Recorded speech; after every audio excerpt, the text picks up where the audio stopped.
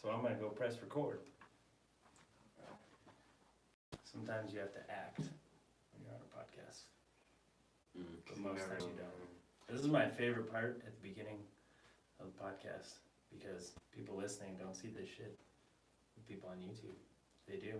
Extra content. Be real. So it's gonna play the music. I'll just start talking when it starts.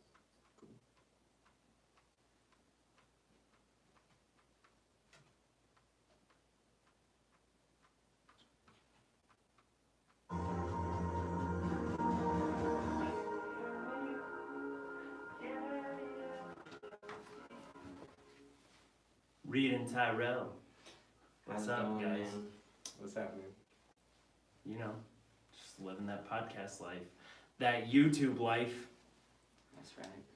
In the first episode, I did say there was gonna be no acting, no fake shit. But sometimes, like, it goes live, and I get nervous, even though nobody's fucking watching. Although I'm pretty sure that's why Annika just texted me, because if you're watching this, Reed did sign the contract, so you can Venmo him the money. Also, if anybody else wants to Venmo Reed and give him money. That's right. It's at Reed, REED Gambrell, GAMBRELL. I also take PayPal, Cash App, you know, all that shit. All right. So, tell myself and the listeners a little bit about yourself. Well, Let's go brief growing up, and then after you guys met and everything launched. Sure. Yeah, I was born in Vail. Grew up there for a few years, came down to Denver. Got into hip hop music a lot, and that's truly kind of how we met. We were like both the hip hop kids of different middle schools. Which shit was cool. Yeah. You guys didn't go to the same middle school? No, he went to Powell. Yeah. Powell. Yeah. PMS. You went to Powell, right? No, I went to Mountain Ridge. Oh shit. Yeah, That's right. I was supposed to go to Vista. But yeah, I was born in Colorado Springs, and lived in Lake George for a little bit, and then my dad had a business down here and bought a house down here and moved down here, and just was like always into hip hop, I guess because of my name, or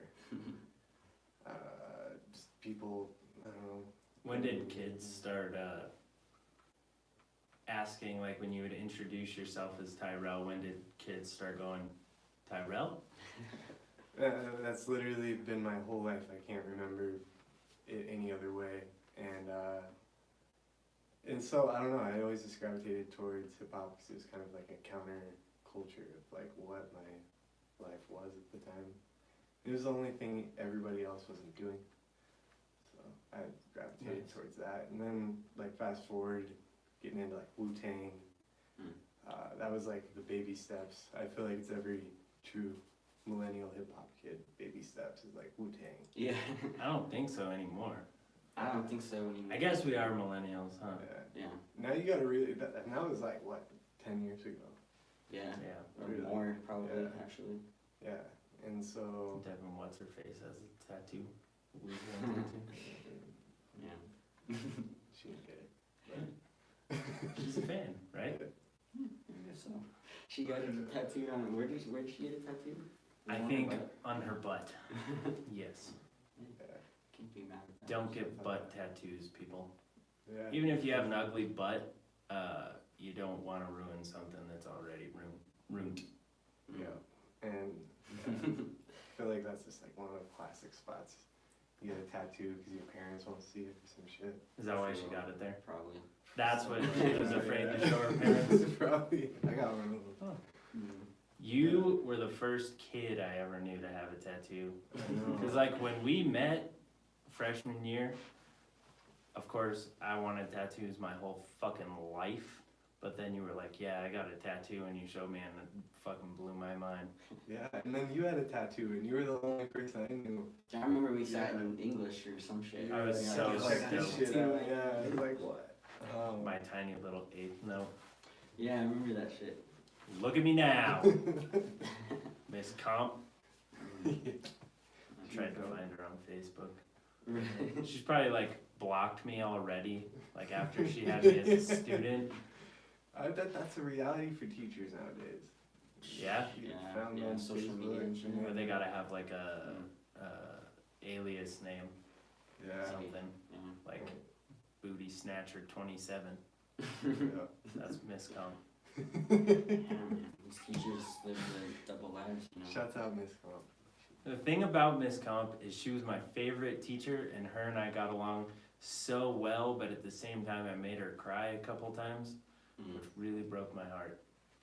Yeah, thinking back on it, it's just like, I was a shit kid. Just a shit kid. man, we all Yeah. were. That's okay. No, it's, yeah, and then I guess musically, just always Trying being to into, put this between you guys. Yeah, always being into other music, and then with him, and then we started our first hip hop duo. yeah. I got a bootleg version of Ableton for my brother. I was like When was this? How old were you guys? 14, 15? Oh, this was 2009. Yeah. pre-Queed Khalifa? Yes. Mhm. Okay. Way pre. Which Queed were you this time? Because you had a couple of them, right? It was I- Queed Khalifa. I have a lot. Like Queed original before. The Queed original. Okay. There's that. But You guys all had I'm crazy in. fucking nicknames. yeah, still do. Dan acted. I saw Dan recently. Yeah, He was supposed to come to the EP release show. Oh yeah. Yeah. Yeah. But he didn't. Mm. Shout out to Dan Matthews. Flake. Just kidding, I love Dan. He's good. Yeah, we always bump into him at the bar. Yeah. What bar? Metal Lark. Oh, like way down. You guys don't live down there, right? Like in Rhino? Not in Rhino. We live by Union Station, Yeah. but it's Okay. you know. Because Metal Arc is in Rhino, right? Yeah. Yeah. Ish. Whatever. Yeah, it is. I don't know But why he's so far. Metal Art's cool. It used to really especially be a spot for a lot of like the local hip hop and like R&B and just music scene in general, art scene. I didn't know We'd that. go there on like the weekends and it'd be like away from, you know, Lodo and that type of shit. That's rad. Because Larimer, that whole area Yeah. gets fucked up But on it's Fridays. gotten Saturdays. gotten more like pushed over from That's that shit. that's truly where all the basic people go. Yeah. They go to Lodo. Well, people who don't live downtown, especially because it's Yeah. like when you go downtown, that's You just That's hit where you 20th think to go. Street and you're there. Yeah. right.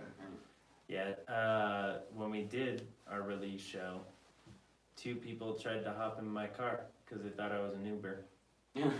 Yeah. Of course. I was going down Larimer, just trying to go, like, because I was on Blake, trying to go up 19th and then come around to load out my shit. And I'm going down Larimer at -2 miles an hour. And 2 people tried to open the door to my car, and then they showed me their phone and looked at me like this, and I was like, I'm not a fucking Uber. God. Does that happen at the Metal Arc? Well, now it's it's gotten Yeah. it's gotten I don't kind of drive there like that. Yeah. Gentrified? Yes. Is the Metal Arc Well, gentrified? not. It's still like the spot, but it's just it used to be more centered around like culture and like Yeah. actual like artists were there, and now it's just like an That whole area. overflow of Lodo people. It's, Yeah. it's On the good. weekend, yeah. Yeah, Fridays it's Shouts whole out to the area fucking is- taco truck out front of Metal Arc. That shit's fire. yeah. That's What's it called? Do they have a name? Camila's or something. They don't have Just signs or knows anything, but shit. Yeah, if you know, you know. if you know, you know. They just got the burritos back on the menu. So. And if you don't know, now you know. Yeah. It's right out front of the Metal. But that whole area is kind of different now. Dude, There's yeah, some different sure. people. For sure. dude, it's been a violent summer. That like, too. Of Like violent? Well, Like I you hear about him? fucking probably a month. You got jumped, didn't you? Not jumped. just like attacked, I guess. Some dude followed me and punched me, and he sucker punched me. And Was he like yelling at you or like provoking it or anything? Or not really. Like I was walking home from the Meadowlark, and I was in between like Rhino and Lodo, just kind of on a dark street. And he followed me and like turned around, like he's getting closer, and then he like says something, and I was just kind of like, what? And then just knocks my tooth out, and I fucking drop and wake up just like bleeding. You're just by yourself? Yeah. Where the fuck were you? He's like, hey bro, I'll be home in 40 minutes. I'm leaving now. I'm just like. Yeah, then my phone died though, right after it happened. Shit. So Then it's like yeah. an hour and a half later, and I was just like, what the fuck is going on? Yeah. Damn. Yeah, it was whack. Lost a tooth. I have a fake tooth. That's fucked up. Yeah, bullshit. Fucking Rhino. I had a fucking super expensive camera too in my backpack. He knew I had it too. So they did take your shit? No. No? No, just Yeah, my that's tooth. why. That's why it's such He just popped you and That's why- fucking... yeah. That's why it's such a crazy. It's weird. And then a week later, one of my What good up, friends, Deva, she's a dope singer. Uh-huh. She was walking down Broadway in like First or some shit, and some girl like attacked her or some shit. And, Jesus. Yeah, it's just weird. And then G Yamazawa, who's shouts out G Yamazawa. Oh yeah. He's a dope rapper, and his sister lives in Denver, and she got attacked as well. And that was probably like a couple weeks ago. Yeah. That's So insane. within like a month, man, like all these things are happening. What I read some news headline about Boulder. In Boulder, there's been multiple attacks like that shit, and they're like doing an investigation or some shit now. I mean, I don't think it's like any. It's It's cocaine. just all with all the people moving to Denver and Colorado. It's like it's bound to bring in all types of people and people get angry hungry people. and Yeah. whatever. they I don't know, just like, or they're like coming off of drugs and they don't eat, and they're acting like crazy, man. That's downtown is like that. I know this sounds douchey. I'm not gonna say it. I'll say it afterwards. Now that I'm thinking about the fact that this is live on YouTube and gonna be on iTunes, I don't want to put a target on my back. Oh. So anyway, going back to middle school, 2009. Well, you said 2009. You said middle school. Yeah. Got your bootleg Ableton. Yeah. Then what? I'm gonna go check the sound real quick. Make sure everything's looking good. Yep. Got the bootleg shit. My brother kind of taught me how to make beats, just simple hip hop beats. Was really into J Dilla, DJ Premier at that time a lot. And shit, started making beats. We wrote some really shitty songs, but it was fun and we were young. Yeah, you can still find those on MySpace. I found my MySpace. Yeah? I couldn't see what the fuck was on it, Yeah. but I found it. Man, MySpace probably has all my emo shit on it. I deleted mine. That's another thing you and I bonded over was I set my friends on fire. Yeah, man. Oh, those dudes are so dope. I remember seeing them at Warped Tour, and they're just like, they're fucking dope. Yeah, They're on the wave. crazy. So, were you rapping then? I mean, Yeah. very Yes, no. shittily, but Yeah. yeah. Well, I just asked because I know that the music you make now you don't rap on, do you? Not really, but I mean, He's got some. I've got some low key We all do. songs. Yeah. But I got I'd some like good to. shit. I haven't been working on beats really, but like I'd like to put something out in the next few years that's like me rapping, singing. I can't sing, but it's like, I know a guy if you need some vocals. You know how long true. I have been fucking talking to you? I think I actually sent you drum tracks You once, did at and I was one like, point. use this You shit. did. I don't know what I They did, were but I remember Probably making. shit recordings, I don't blame you. Yeah, well, I made some shit with it. I never like Yeah. finished it, I think, but See, I always wanted to do it live, like Travis Barker did with DJ AM. oh yeah, Like have like a little set thing, you know? that shit would be cool. I just love playing drums. I Yeah. fucking miss it. Doing on the backseat or stuff. But We gotta bring the MPC 4000 out. Yeah. what is that? Man, the MPC is like pretty much that, and the SP12 is what hip hop started off. So it's just like a simple drum machine that you could, you could chop up anything you record into it, and you have like what 4 seconds of time. Yeah. But the SP12, man, that shit had literally like 5 seconds of memory, and you dig through your records, you find sounds, you get your drums, and they'd all be like fractions of a second. You lay it all out, get your drums going, and then you like have a banging sample. And you just would have that chopped, and that's like. Is that the thing with all the little squares on it? Yeah, that's an MPC. The SP12 was like the original. I'm pretty sure it had like kilobytes worth of space, which is literally so Yeah. fucking small. And the fact that you're getting such dope music with those with such low fidelity. Yeah. And so many limits. That's How why did you take the drums out by themselves? Well, you'd find parts in songs where it's like Oh, okay. Just the drums. just the drums, you know. Okay. And then you could even do, some songs would kind of like come in with like a little roll or something, so you could take Yeah. like some parts from that, Oh. you could build Yeah. a bank of. And then, Different drums. so, take something and it's like a 4/4 on, 100 tempo. And you take that in, you could chop it up by like 16. And, you could get at like micro chops, what they call it, but it's like every little thing, and then you kind of rearrange it and leave things out, and then like. And then eventually would you just loop it? Yeah. Yeah, so that was the technology at the time that really shaped hip hop, was like those pieces, and later they combined them with samplers, external samplers, so you could have like more pads and. But yeah, a lot of like DJ Premier shit, Gangstar stuff. Mm-hmm. It's literally just like a 2-bar fucking loop, the entire song, and then there's like a part with some scratching or a couple parts. Yeah. But it's pretty much just loops, like.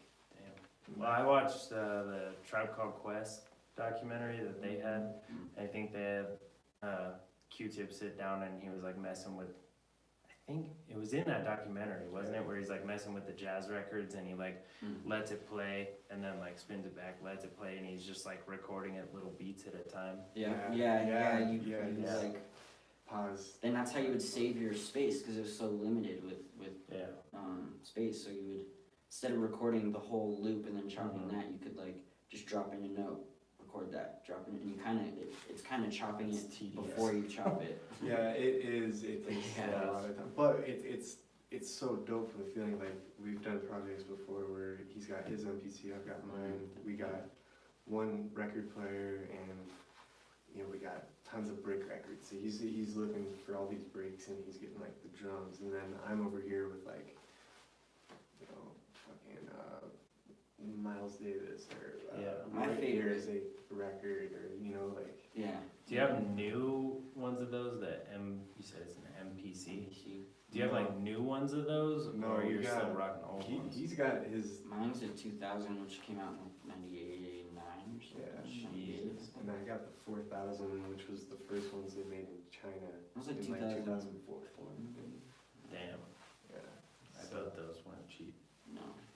Yeah, and mine was like. I found mine at a fucking pawn shop for $150. That's pretty nice though I was for what it is. stoked. Did you have to like rebuild it at all, or? No, there's like one little thing where like the volume knob is like intermittent, so I just had like a little piece of paper and just pushed the connection. Damn. But like, still though, shit's Yeah. crazy. Well, it's crazy to think about that, and like recently, maybe like within the last couple of years, like the bass line in Can I Kick It is like so iconic because it just slides up, slides down. That's that. And Lou Reed, right? Lou Reed. Yeah. Well, and then they use that exact same bass line in a song called standing outside a broken telephone booth with money in my hand by a group called Primitive Radio Gods. But they use that exact same bass line as well, so Yeah. it's just Did they crazy to sample try. it? Oh, I'm sure. Yeah. That's how it was Or like. did they play it on the? No, cause it's like if you listen to it, it's more like electronic sounding. Yeah. But True. I'm sure you guys have heard the song. It's like it's one of those songs that like was or is super popular that nobody knows the name to, and I just remember it because it's a ridiculously long title. So, Yeah. but Yeah, this shit's crazy, and that's what's so dope was going buying records and just getting into like obscure music, and Yeah. trying to find weird sounds to sample. so I'm sure you guys, the records couldn't have been too expensive if you were finding like really underground stuff. Sometimes. Or sometimes they At were first, we were like, when it was Jerry's Record Exchange, you could walk up in there with like, It's $10. yeah, like $10, you get like 50 records, and you could probably find good shit if you were there long enough. yeah. But I remember there was times where we would both want the same. Oh my artists. god, yeah, this So- motherfucker bought all of Lou Rawls because he didn't want me to have any of it. I just want. Literally, Were we're you both guys living running in the to same it. place at that time? No, that's Oh. when we were living in this on the same block basically, but his apartment was a studio here, and then mine was across the alley in a different building. So we'd just be cooped up in our own studios making beats, and We'd then like, meet each other out back. Did you have the can with the string? We could have. we Definitely could have. yeah. Oh man, that apartment was Yeah. shit. Those days. But Do you guys have a house now? Or No, still- we got an apartment. Yeah, we live like by Coors kind of. Okay, right behind the Union Station. nice. So, Alright. Yeah, it's alright. started with the Ableton Right. back then, and then I know you did some raps and stuff throughout high school, but towards the end of high school, is that when you started that group with Bernie? Well, I didn't really have anything to do with that. Like Didn't? at that point, Why do I like think you did? Did you? he did. Like I was there on from some like other the shit start. because I was in some stupid relationship and I was like kind of far from things, Mhm. and so I think it motivated him to like do some shit. I You had know? to do something. Because you lost your partner in crime. For a little bit, yeah. Relationships, man. No, No simp. Just kidding. no simping. But so then the Kundalinians came along. And that was like, I was also doing like DJing for all these other like rappers and stuff. Yeah. That was a good time. I wouldn't do it again. But I had a really good time doing that. And then the Kundalinians were, that's Space Mike, Ada Great, Burn Nasty, got Holly and Brady. He's like, I don't want to take 100% credit for that, but I think I might have been the first person to call him Bernasty. yeah. I Ooh. think so, when he was a freshman. I'm not 100% sure, but if you were the first person to call Bernie Bernasty, drop it in the comments and subscribe. There you go. Yep. I don't know what one has to do with the other, but fuck it. But nice. That group, that was tight. I used to watch the videos from that shit. It was cool Yeah. though. Before that, we like when I were DJing when we were just out of high school. Yeah, that was we were doing all shit. sorts of Those shit. were Yeah. days, Those were the days. We were like 18, 19 till probably like I don't know, 21 maybe, some shit. Yeah.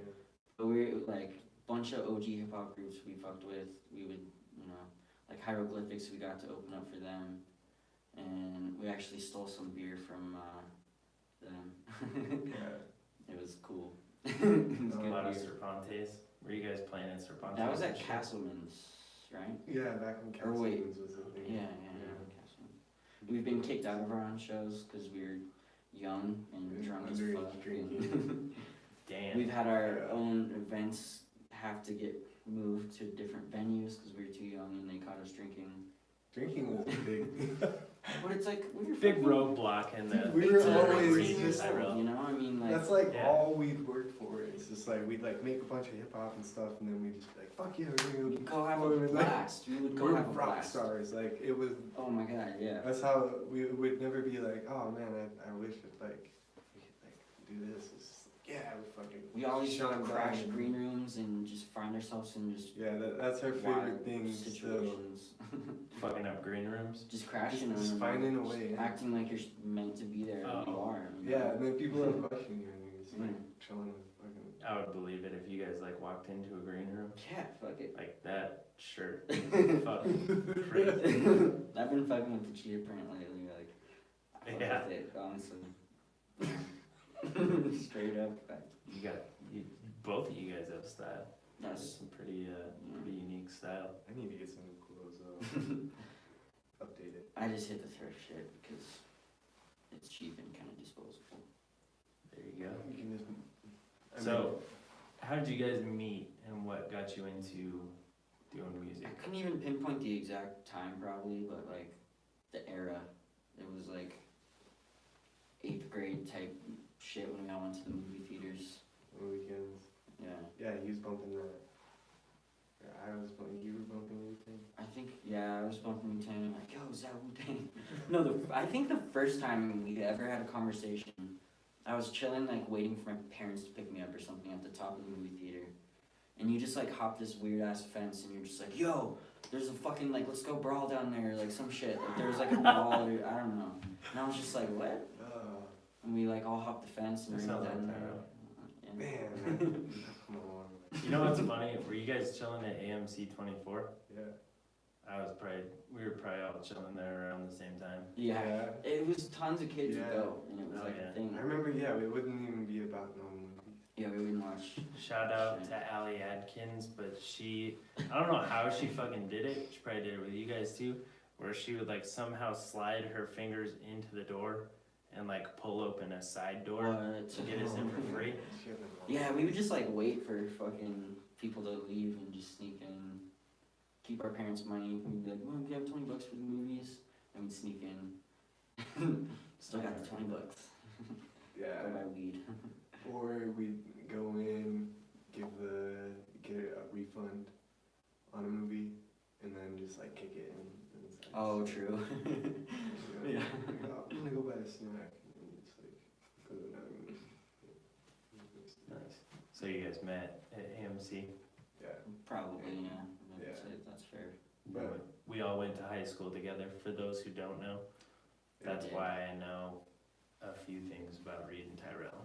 We all went to high school together. Yeah. Hey, I'm just gonna say a word real quick. I'm just gonna ask you if you remember this, because it just popped in my head. yeah. If I say the phrase "Big Red," do you know what I'm talking about? Yeah, I do, and that's in the past. Okay, I just wanted to see if you remembered it. No inside jokes on the podcast. None about that one, I think. Nope, nothing. But Music though, yeah, it was all because of hip hop.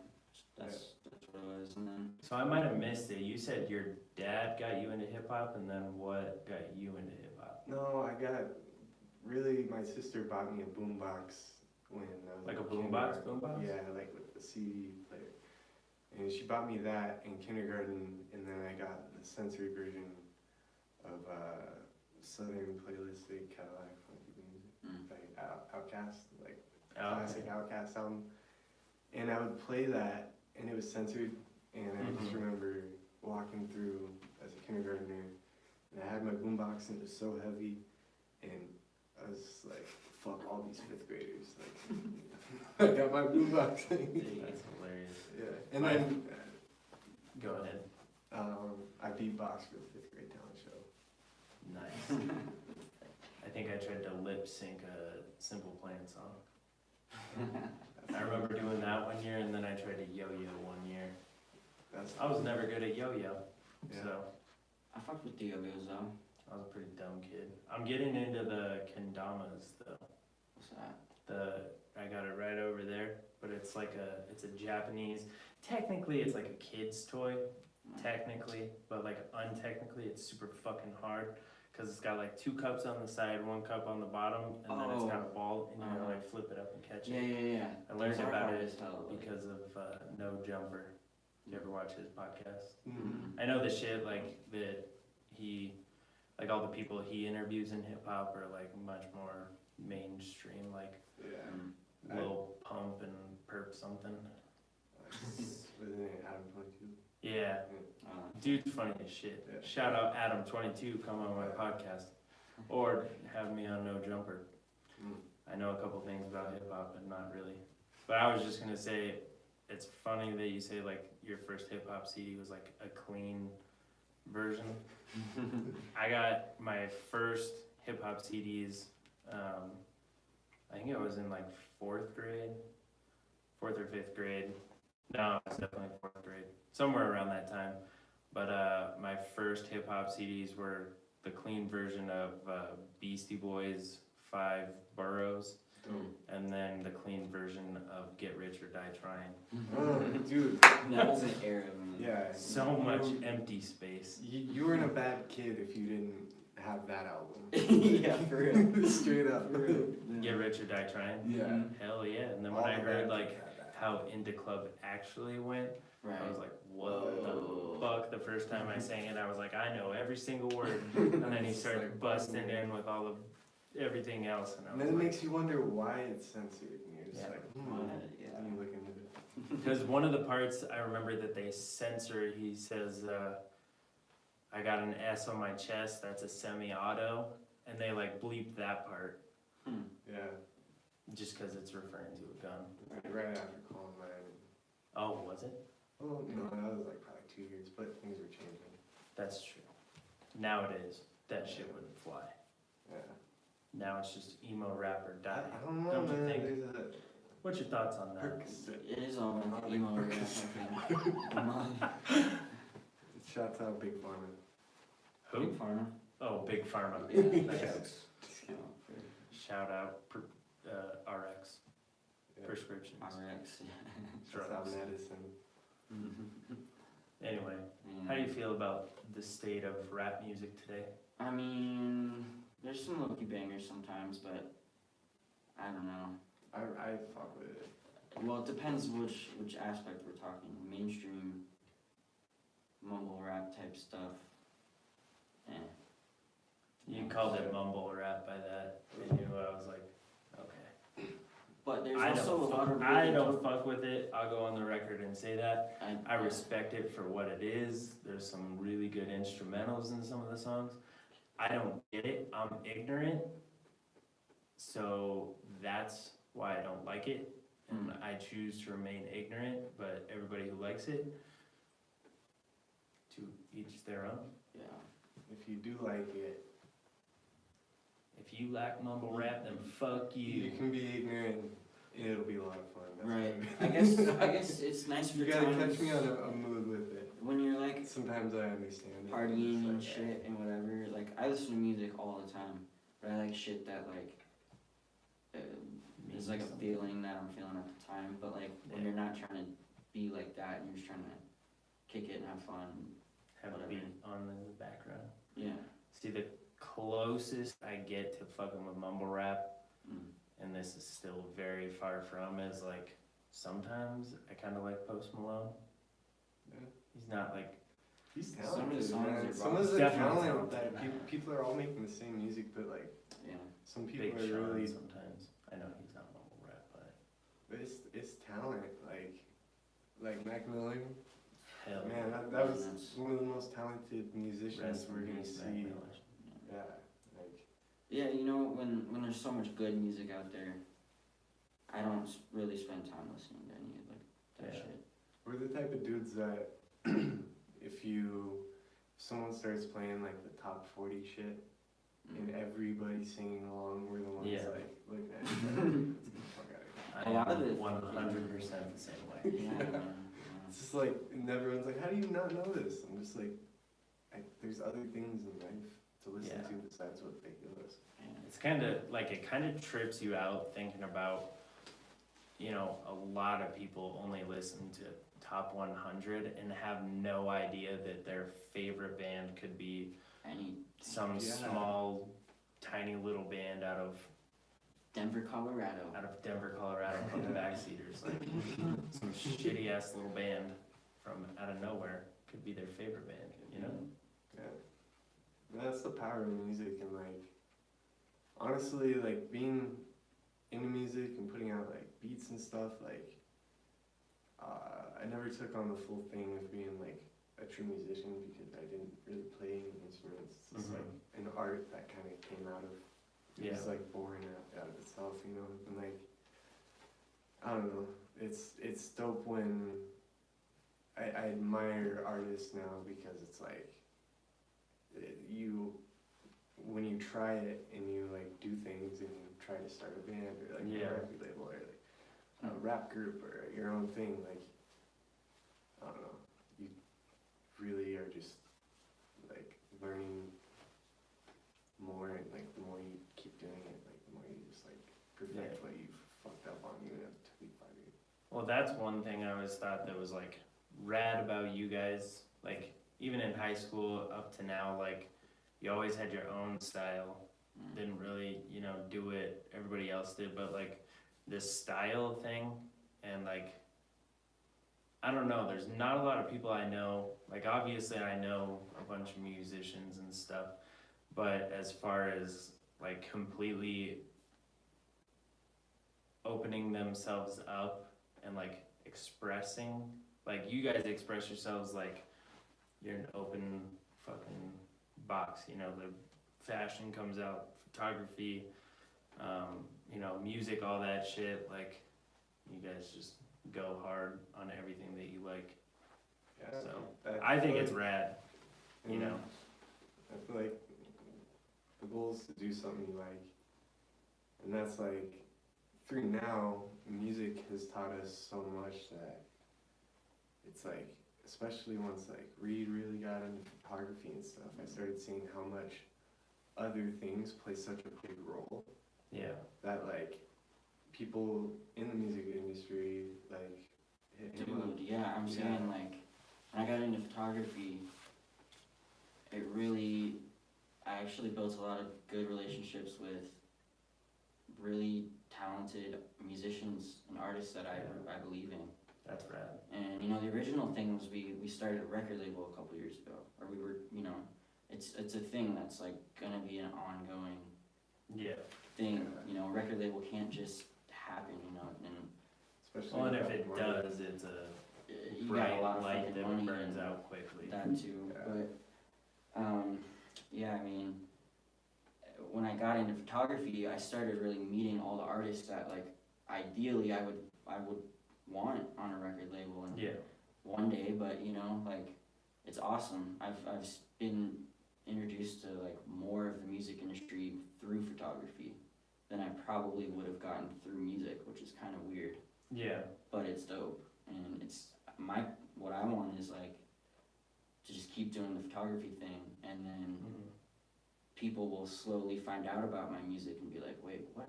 Like, that's dope, you know. I was listening to this, he's a comedian, but his name's Duncan Trussell. Yeah, Duncan Trussell.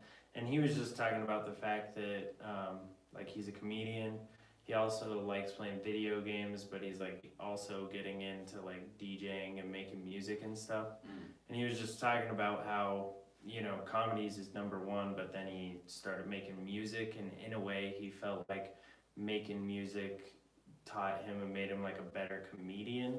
Right. Like, I feel like, I don't know, from the outside looking at your thing, like, you know, you did the music, but now you like are seeing the culture aspect, which might make you understand the music, or you know, make different music. Yeah, because without that perspective, it's you know, it's just like, remember back in the days when we didn't know anybody, and it was For real. literally just him and I putting turntables into the car after a gig where no one showed up at. Right.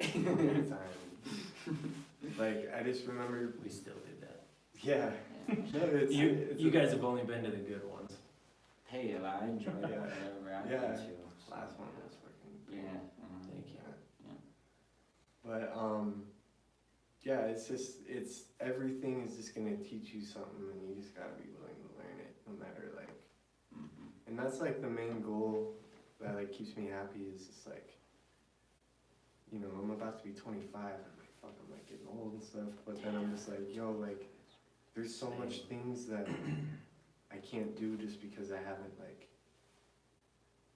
traveled, you know, like experienced something that's led me to something that's, you know, you just gotta have that one thing in mind, and like, as long as you have that, it's like at least you're not. I don't know, it's just like, I got a lot of friends that are getting out of college, and, you know, they're like accountants and like desk job people, and they don't, and they're sitting there just like. I didn't go to no college. Right? I did a semester at ACC. I did a couple. We did the ACC. I did a couple, yeah. We probably went there at the same time. Probably. Maybe. Shouts out Melody, we did the Oh, audio yeah. engineering. Oh, really? Yeah, you know which was Nice. weird? I was in the studio the other day, music studio with Kayla Ray. I'll show you her shit. She's really dope. Yeah. And I went originally to go take photos of her just like doing her thing in the studio because she's in there all the time, and I just wanted to see the creative process. Yeah. And like that'd been the first time in fucking forever that I'd been into a music studio, and not only that, it wasn't even for like me doing music. Yeah. So it was really cool to like just see the process and Be a be fly a on the part of it. And I wall. was like, damn, I forgot that I went to school for this shit. Yeah. And I'm like, damn. That's awesome. Yeah, it's led to a lot of situations of being a fly on the wall. Yeah. Like some crazy shit. Yeah. Like, last night we were with fucking Nitro Circus and Travis Pastrana and like all those fools. You were with them? We were at a private awards ceremony for their like tour. Cause it was like they played Here. the Pepsi Yeah, song. last night. at Oscar Blues. Yeah. And What the fuck? Yeah. Just Chill. Shouts out Shouts Just Chill. out, just chill. Just Chill he's like a resident DJ for Oscar Blues. Okay. So when he's just like, hey, I need backup guys, and like we both can DJ, so Yeah. we went, and he brought all of his records and shit. Didn't even like really set his laptop up Yeah. or anything like that. And they like did this award ceremony, and then he played records, and then Travis Pastrana was like, we got it. Did you get to meet Travis Pastrana or any of those dudes? Honestly, I didn't really meet anyone. I just kind of floated It was around. kind of so intimate. Like he went up to Chill and was just like, "Yo, man, Yeah. thanks for playing the good stuff. Like that's what's up." Oh, And nice. Chill was just like, "Travis Pastrana, just look me in the eyes." Yeah. I was just like, "Yeah." Yeah. Well, I don't know if you guys caught episode number 4, I think it was, but I had this girl Bailey on here, and she plays at places like Metal Arc, Oscar Blues. Oh wait, that's Wait, don't homegirl. tell me. Bailey, fuck, what's her last name? What's her stage name? Bailey, Elora. what? It's Bailey Elora.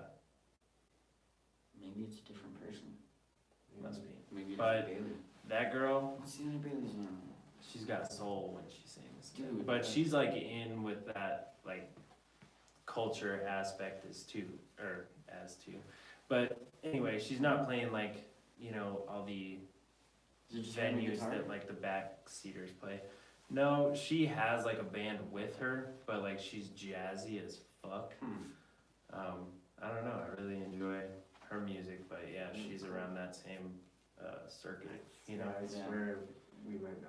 That's what's crazy in Denver though. This like there's just like little local just dope culture that's Yeah. like once you like start meeting a few people, you just meet everyone, and it's like this weird shit. It's cool though. Like it's a good time. Yeah, that's how it was for me with like the pop punk and hardcore. Yeah. Like once, like a lot of the kids who went to hardcore shows also went to pop punk shows, but like once I started going to hardcore shows, it was just like the little subculture of, Yeah. you know, Shout out straight Life edge, Spot. fucking shout out life spot. Straight up. But like that's where like I learned about straight edge and darkly and a bunch of rad hardcore bands, and the Cruise in Denver. Yeah, the 5280. There's that. There's DKC. There's a Suicide Crew chapter here. There's a couple of them, but they get a bad rap sometimes. But you know what? They're really nice guys. Yeah. So Yeah. it's those hip hop kids, man. Then hip hop. Oh, okay. I got a good question. Oh. Okay. What do you think of the Skechers show we ever went to? Oh. Speak up for this one. Everybody's gotta hear this shit. Fuck, I don't know, man. Oh. Okay. I don't know. Come on. I don't know. One time there was this crackhead who was like Oh, sweating. whoa, and one he was time- trying to... When we were at Red Rock School, like you got shot at or some shit. Oh yeah, dude. Okay. While he was on stage? I don't even No. think so, Okay, no. okay. This is a story written. Yeah. Oh yeah, the whole Yeah. thing's funny. So we Story time. so Tripper Jones used to go by Rhythm, and that's back when like I don't know. I made him some hip hop beats, 2014. and yeah, 2014 era. And I was making beats for him, and I was doing like his engine. I don't know. I was like recording him. Now he's like a phenomenal engineer. Yeah. But he Songwriting. yeah, he got picked up from a promoter to play at Red Rocks, and he needed a DJ, and he hit us up. He wanted 2 DJs. So it was kind of ridiculous because we had 4 turntables for just. I don't know, it was ridiculous. But you did it? You guys Yeah. got to play at Red Rocks? Yeah. Okay. And for the record, it wasn't. Fuck Yeah, you. but hold on though, hold on. It wasn't like the main stage. It was like for one of those kind of long day shows in the summer where they had Okay, you side know, stage. side- Yeah, they had a stage up top, and so Okay. that's where we were playing, and Schoolboy Q, Nas, Flying Lotus were all on Oh, the yeah. bill. Mhm. And yeah, it was a stacked show, and I remember seeing my ex-girlfriend there for the first time when we broke up. I was just like, look at me now. But Yeah. Look at me now. anyways, yeah, and then we got drunk. My mom bought me a bunch of drinks because she came, and then I was all just lit, and then I went to go get the car because we had to get the car to go up to the top of Red Rocks to get access to the turntables. Oh, where all the gear was. Yeah. And I went to go get the car, and there's like a helicopter going around, and There's a stop. checkpoint, and all these cops are going through everybody's car, and like we got a bunch of free weed, and like we had a whole bunch. I think of we stuff. were Yeah. still underage at this point. Too. Yeah, we were probably like 20, Yeah, I think. and so the cop searches it, doesn't find shit. They were looking for weapons. Yeah. Right. And then I drive my car and I go to pull into the entrance to get up top, and it's Oh. nothing but cop cars and every single News station. news vans. and Every shit, single trucks, news van. whatever. And so we're in there, and we were both so lit, and we were gone all day, just like living it up, and then I passed out in the whip. And I wake up, and the sun's coming up, and Oh, everything was gone. There wasn't any cops or Well, news vans. or Yeah, because anything. when we were sitting there waiting, it You was like slept there through was the whole so- thing? Yeah. And then I remember just like opening my eyes and I was like, oh fuck, like Where's the turntables? no one is. It was like. And then we blink and it's we like, went up to Red Rocks, and it's like the time of day where everyone's like hiking Red Rocks Yeah. and shit, you know? Dude. from a yoga. distance. There's Yeah. just our fucking turntables Dude, just sitting there. in the same spot. That's insane. I was like, wow, like they took down the whole stage. They took down Nobody everything. walked off with it. Jeez, I'm surprised with That's all those incredible. cops and stuff. No Yeah. one said anything to just like young kids just like asleep in a car, fucking right there. We didn't even try to fall asleep. Yeah, but that was probably one of the sketchiest times. And then there's been a lot of times where like people are on drugs and Yeah, just weird shit. yeah, they do some crazy shit, and then Yeah. all of a sudden it's just like, Well, okay, before one of your shows at the Marquee, Mm-hmm. you remember this shit? So, we're out front smoking a cigarette, and some sketch ass dude, I don't know what he was on or what, but he's walking down. He said he had just gotten out of like jail or prison or something. I think prison.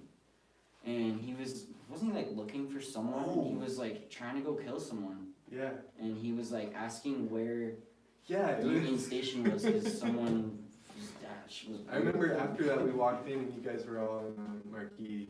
We're just like, and we're just like, we just had a weird conversation. Damn, it's almost like you guys attract absolutely weird, eccentric people. Yeah. Oh yeah. Dude, we got more stories. We don't got stories for days. Yeah. All the shit. So, I mean, I don't know how much different it is from booking like rock shows and stuff, but what's it like booking hip hop shows? It does. Like, honestly, do you book more and like contact people, or do you get put on bills with other people more? Can I explain? Alright, yeah. Alright. And now to you, Tyrell. Denver hip hop promoter. Generic. Yeah, this guy. And all he does is go, hey, I want to see if I can make some money off some people.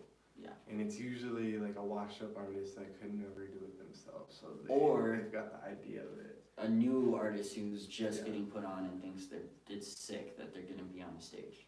Yeah. They take advantage. That's who they. Oh, okay. Yeah. That's so what the they promoter get puts everybody on. else to throw, and that's just kind of how it works. But you know, did you ever get hooked up with Afton? They fucking Afton Showcase. Invaded. They just they prey on. That does sound very familiar. There was a guerrilla music production that hit us up a couple times. Sounds like it was the same situation. They exploit. That's what they do. Is they just exploit local music scenes. They pick a night of the week. They rent out Cervantes, and they're just like, all right, so we need, we're gonna throw 10 people on the bill, and whoever sells the most tickets gets the time that they actually want. Everyone. They only get $5, maybe $3 out of their $15 ticket that they sell. No, you get like $2 a ticket. And that's then what's crazy. That's what they make. You don't get paid. They're outrageously priced tickets, like $15-20. Yeah. And what's really sad is when a kid gets that, and he's got his grandma there, he's got his everybody there, like everybody came out, right. And he sold all those tickets and blah blah blah. Like, then they're gonna be like, word, this kid, we're gonna hit him up again, make him feel special. Yeah. Yo, man, if you do this again, we'll make sure that you blow up. But you're never gonna gain substantial fans by just hitting up the same group of your fucking high school friends and your family. It's like, I think truly the way that it was dope and the way that it can work is like, as an artist, you're doing your thing, you're doing dope shit. You're meeting people, you're meeting artists that are like who you look up to, and then they want to put you on when they have a show. Yeah. And then that's how you can build their fan base. Like, their fan base can leak into yours, and like, it got to a point where it's like, I only wanted to do shows if it was like on a legit bill at a legit venue. Or it was like some private shit and I'm making a couple $100. Yeah. But then like the Afton shit, that shit just burns you out quick. Yeah. I feel like we did get hitting all your friends up to buy. I got to a point where I was like, I'm not even asking my friends to fucking buy tickets. Yeah, and you look externally, but like really, unless you're like super funded and really, I don't know. Yeah. It's really hard for rappers to make it, and it's a dime a dozen thing. Like, yeah. I mean, those kind of shows, like, and I'll say it again, I don't know if there's another Guerrilla Productions, but the one that was like putting on Battle of the Bands and shows at Cervantes and stuff, they can fuck off, because they did that same kind of shit, except for it was, if you didn't sell, I think it was like 15 or 20 tickets, you couldn't play. Oh yeah, that shit's. They did that shit, and then selling the overpriced tickets, and then a lot of those artists are paying out of pocket. For so that they can be on the stage. But so many young bands and artists get swindled by those people just to play at those places, and it's kind of all the same, man. And it's just like a industry tactic. And It is. I feel like It's they, exploitation. yeah, and Take it advantage. I mean, I hate selling pre-sale tickets. It's, I It- hate that. I just feel guilty about it because it's like, I know I hit you up to come to the shows, but like, if I don't sell pre-sale tickets, then I don't get I put don't on even shows, get you to know play, what I'm yeah. saying? Right. And this is like, it's totally different when you're going through like Soda Jerk or Live Nation because there's been a couple times where, you know, we've proven that we can sell tickets and stuff like that, and like, they'll just keep us in the back of their minds and like sometimes they'll just put us on for a show, you know what I mean? Yeah. Like a week before, and they know we're not gonna sell tickets, but because, you know, we've worked with them and done well. But, yeah, I would definitely, I mean, and I think you would agree to this, when it comes to playing shows, usually you should work with like an artist that hits you up, not usually a production company unless it's like a unless prominent someone's production really company. got their shit on lock. Yeah. Right. But a lot of times it's like, cause we've thrown shows and it's just been such a dud. We've literally stayed out all night and put flyers up downtown Yeah. and like It spend just, to money, be honest make though, banners. when we did that shit, it was like, hip hop shit's weird in Denver. If it's Mhm. not like this trap shit and Yeah. like new fucking hip hop, Mm-hmm. then like people don't go to see old school hip hop right now. Or Cause old school rec- hip hop like, is old school. It, Yeah. it reminds some people of like It's their like dads classic or some rock, shit. Yeah, but then- exactly. Right. So like, I don't know. I don't know, Priest just put out an album. Shouts out Priest. Yeah, I mean, when we saw you guys at Cervantes, the other side, did you guys both spin there, or was it Was it just? Chameleons? I didn't really spin for Chameleons. No, it was, Oh no, I remember you both were there. I think his shit stopped, didn't it? Oh, that was the This was like semi-recently, yeah, like last it's year. like 2 years ago or some shit. Yeah. It was last year, maybe. Well, fuck, it was last year. Yeah, at Cervantes' Yeah. other side. Yeah. I feel like people just like, the hard thing when I get really pessimistic is it almost seems like people don't like real, I'm gonna rephrase that. People like music, but they're not, they want something that's accessible, something that's, catchy and on the top 100, and like, thing about old school hip hop or indie rock or alternative rock and stuff is it's like, I don't know. It's almost like indie movies. Like for me, I'm not big on movies, but like, if I hear something's an indie movie, sometimes it will deter me from watching that movie. You know what I'm saying? Yeah. I know that makes me sound like a stupid snob. That's but- good. It's hard to judge something Yeah. for what it is when like standards are everywhere. And we just compare things to things and like Yeah. that's why no one, unless you are like you've been through that thing where you Mhm. you sell the tickets and no one shows up, no one buys the ticket, whatever happens, like It's you like really kicked don't. in the fucking face. Yeah, and that's why it's like we always. I don't like to blame go people see though, you like, guys, don't get me wrong, I'm not like blaming anybody for not buying tickets. Oh, It's yeah, more yeah. just like a Whatever. defeat of like, I wish people would just go on the website and buy all the tickets. Right. Because I don't like taking people's money or like, Right. doing anything like that. Yeah. Because like, I know, and that's part of the reason why I started this podcast is like, because, it really became clear to me when we put out the EP that, so you spend at least $2,000 making an EP and, then you pay to get the CDs, all this shit, but people want, a free CD, they want a free ticket to the show, Right. all this stuff, and like, I can't be mad at them because they don't know Right. that like the ticket sales don't really go to us. I mean, a portion does obviously after, because they gotta pay their people and pay back the night, the electricity, all that stuff. but I feel like sometimes people get a twisted view, like making the music was free and that all the ticket sales just go to us, you know? Right. But that's part of the reason I started the podcast, to be like, yo, this is how hard we work. Yeah, there's Yeah, more you know. to it than just. And like, I didn't even know Show. that people put up, you know, posters anymore. Do you guys do that often, or? I mean, when it's necessary, Yeah. you know, like, There's been a few times where people have been like, dude, yo, it- I saw your guys' poster. yeah. Really? It you could do have it in been the days right after spots, you know, event. like Mhm. it's a small city, so if you put it in the right spot, you know, if you're Yeah. connected in the city, people will see it. Yeah, that's rad. I mean, I've never done it myself. I should. Yeah. Like, I'll leave handbills in places, but Yeah. Right. No, if you mostly I just Just get go to the places Yeah, where you go think out. your fans would go. Yeah. to, you Yeah. know? get a big roll of tape and just. Yeah. That's awesome. Hey, can I pay you guys to do that for our next show? Just kidding. Yeah, Actually, free tickets, yeah. You could pay us to manage people to go do it. Right. Fair enough. Pay you to pay somebody That's a else. job though. Yeah. So, we're kind of just working on history here, but, Uh-huh. so, we got all the music stuff kind of out of the way, Right. but we didn't talk about the, I guess, start of Loot Cake.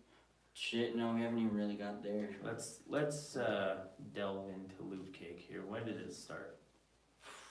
And what's it all about? 3 December 2015. years ago? Yes. 3 years ago. Okay.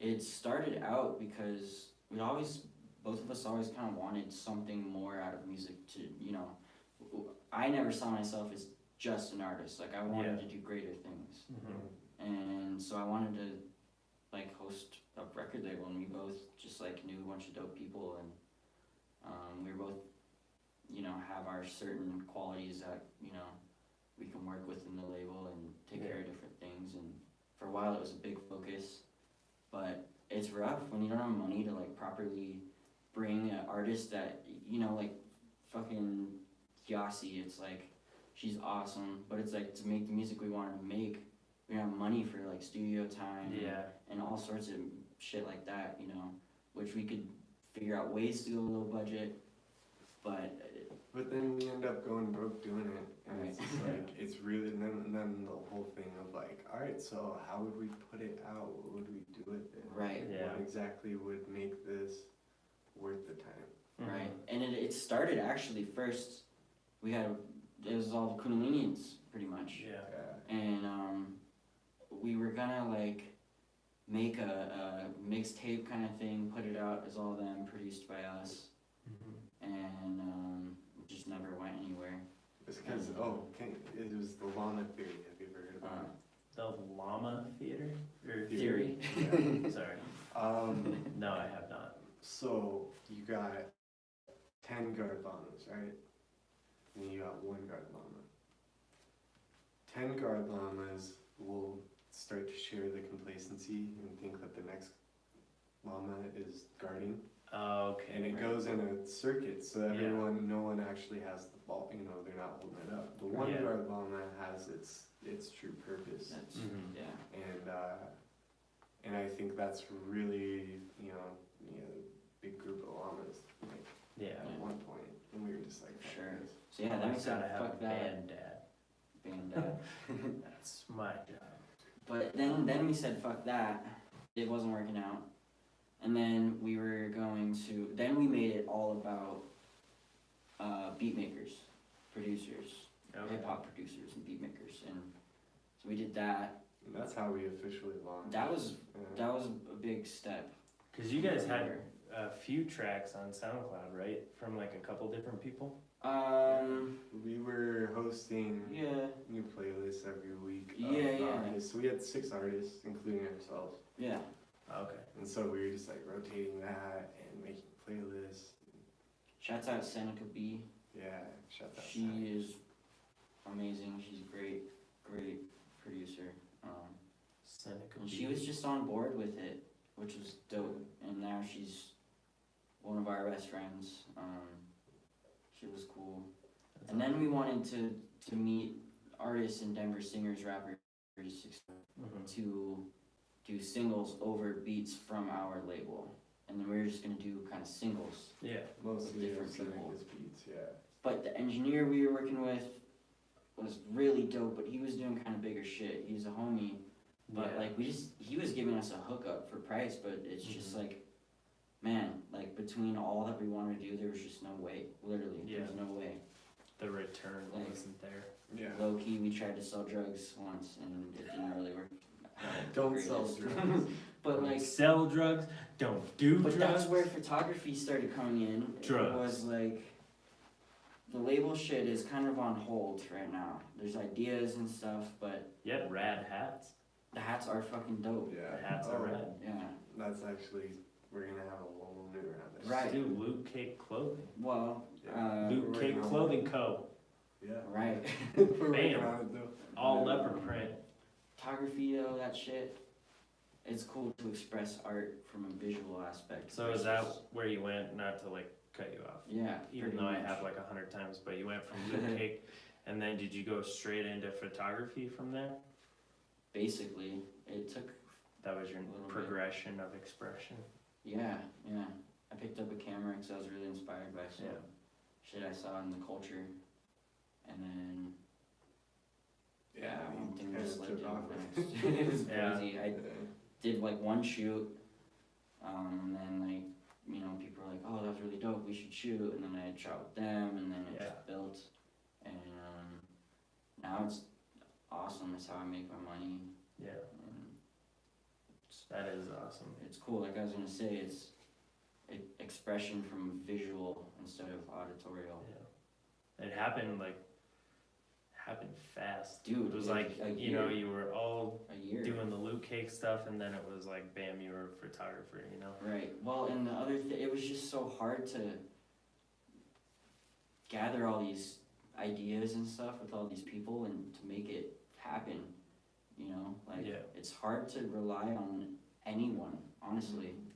And it just, I don't know. I see it as like when shit's stronger, the label will thrive when we're able to make what we want. Yeah. And we're creating like crazy relationships. Yeah. Yeah. Well, and when you can like delegate the responsibilities of each one of your people, like Right. sometimes it's hard when you're like, hey, you're gonna be the dude that makes posters, and Right. that's his only job, but he wants to do this, but you know what I mean? I get it. Yeah. It is hard relying on people, but sometimes I feel like in my experiences it like pushes me to work 10 times harder. 'Cause Yeah. I'm like, all right, you're not gonna do that, I'll do it myself, and Yeah. I'll go 10 times harder than you would have. Yeah, it makes you Yeah, so- persistent and like, you know, sourceful. It's Yeah. like, So are you doing photography too? I dabble with it, not as much. Was but that I'm his doing- camera that you used at our EP release show, that like super old one? No, that was one of mine. Yeah, Is I that- got like a bunch of those. That took some rad pictures. Yeah. And that's another thing, like going back to the expression and style and shit, like you didn't just show up with like a Nikon or whatever, you showed up with this like super old school camera that took these Film. rad fucking pictures Yeah. on Cool film. Well, dude, it's like our theory or like our perspective on hip hop. Like Yeah, it was like we wanted to make old school sounding shit. So then with photography, it's like shooting film is like Yeah. the same shit. It's the same thing as getting Analog. the records and Yeah. shopping it, yeah. well, and the thing about it is like, I don't want anybody to get it twisted, is like, I've known you guys for a long time, and you're not like those people that say, that's what everybody else likes and is doing, I'm gonna do this way because of that, you know what I mean? You don't go the opposite way to be a hipster or whatever, Right. as in, Right. you know, direct effect of what's popular, like you do it because like, you go, okay, that's cool, and then you find your own like little niche in it, you know what I Getting mean? where you fit in, you know. Yeah. Spend some time around anything. Yeah. You'll- I just didn't want people to like yeah.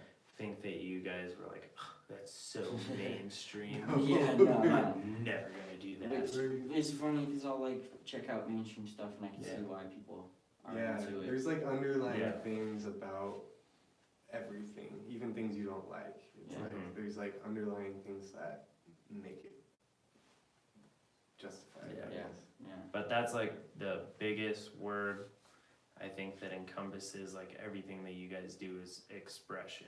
Absolutely. Like it's all a direct expression of like the both of you. It's the only way I get, and it's kind of fucked up, but like when I see really cool art, I get this like envy, this sort of thing, and it's like, goddamn, like I really, that's dope. I want to express myself like how that person did. Yeah, I get that, and like I've done that with songs. Like I'll hear a song, You're like, damn, I could have. Oh. Well, yeah, and I'll love like the structure and the sound and like the feeling or whatever, and like I'll go to try and do something similar to it, and like I'll be hearing that song in my head as I'm like recording the drums or the guitar part, you know, even though the guitar part's completely different, but like it comes out as, you know, well, a that's product just inspiration, of myself. you know, that's Yeah.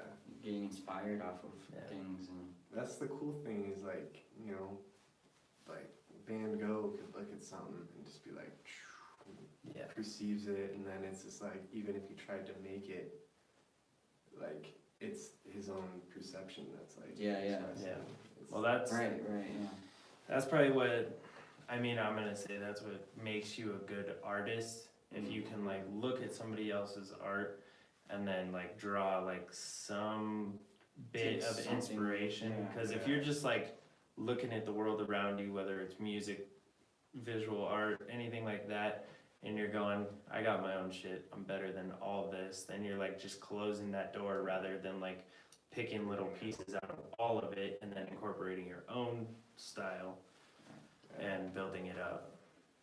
Yeah. So that's like now I'm working on clothing. And so pretty much trying to be able to make anything, source it. I'm working on my own line, and then that's kind of where we're coming together now. It's just like me photography. you're starting a clothing line? Yeah, I'm starting a what's it called? Sewn Love. SEWM. Oh, okay. LLC. Sewn Love. Yeah. Is this like in the beginning stages? Pretty much. It started as You heard it here first, probably. Yeah, it's coming out in March, and that's like really what I'm aiming for. I'll rep that shit.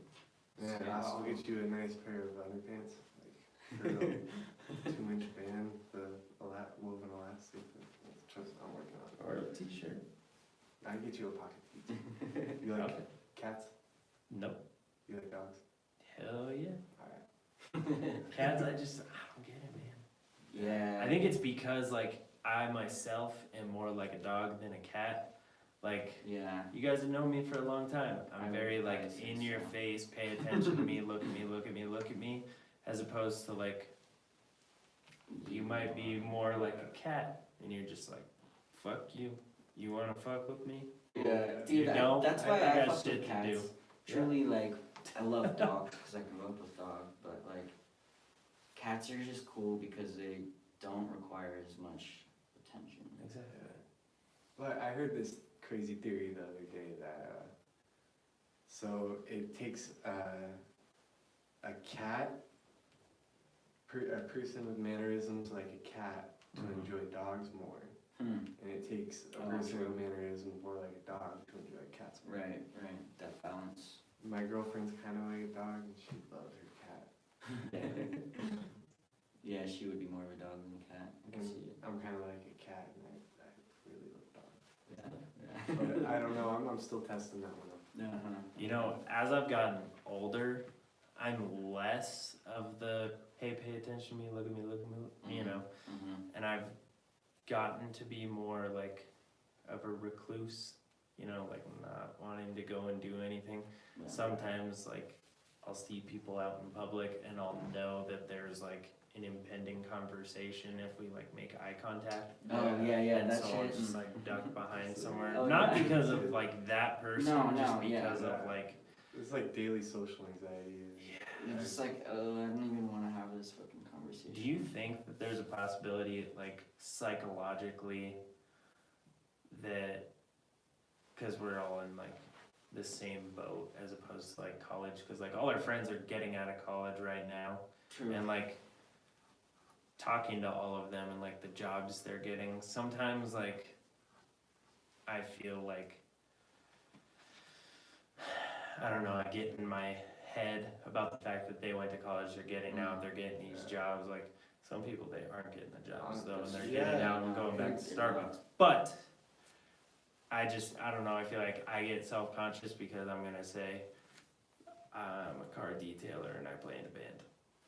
Yeah, but right. you know At what? least Like, you take care of your shit though. yeah, It's like, but we're artists, and Yeah. if you trap an artist in a fucking cubicle, that's torture. it just doesn't Like, work. I And don't care how fuck it. that's where I feel like a lot of people really lose happiness in their life is because they've set up these like feeling like kind of inferior to like the Yeah. dudes that did go to college. Like honestly, I fucking like to make them feel inferior because I did what I wanted to. And it's and, like, and they're trying to take notes from that, you know. And Well, and they they're- probably do feel that, and I'm just up in my head about Right, that, and they're yeah, up in yeah. their head. it's all, yeah. But think So- about all the stuff you've been able to enjoy with like.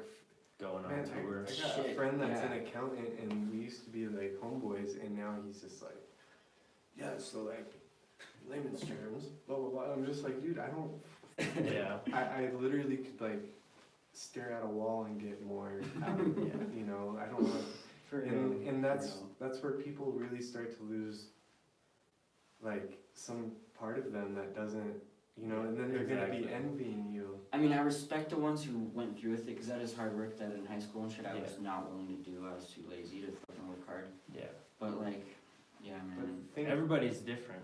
Yeah. You know, if you go to college, and like some people just like that security, like It's a kind of very like selling popular, out to your soul though. In a Yeah. way. yeah, a very popular degree is like a business degree. You go and you get your 4-year degree in business. yeah. And then you go out and you kind of just have this like little platform that's gonna guide you, and you can go down any one of the tunnels and Right. just like, I don't know, I feel like people just like to have that steady foundation and not like, Right.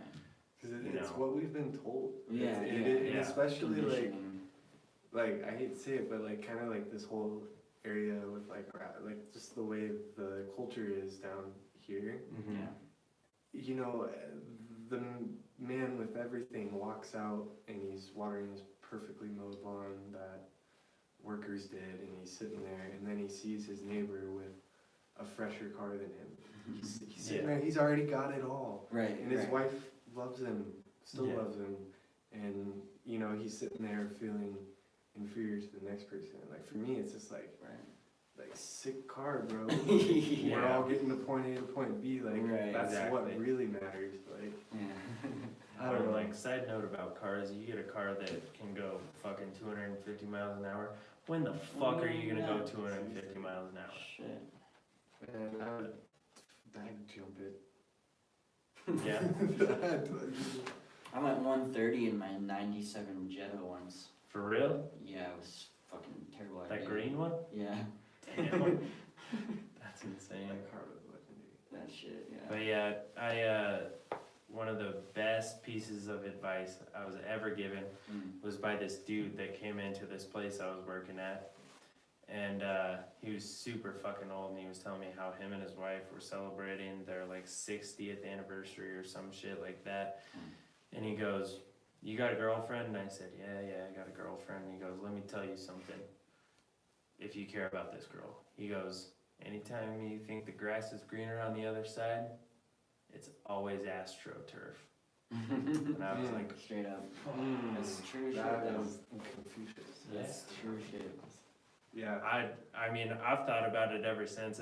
Anytime I'm like, damn, that person has got it all made, they're secure, everything like that. Right. I mean, I'm not gonna lie, it would be nice. I heard somebody say it, they were like, you know, the people who say that, you know, money doesn't take your problems away, it takes away the money problem, which is like a problem right now for me. Yeah. You know what I mean? So When like, you don't have it, it's like the only Yeah. fucking problem.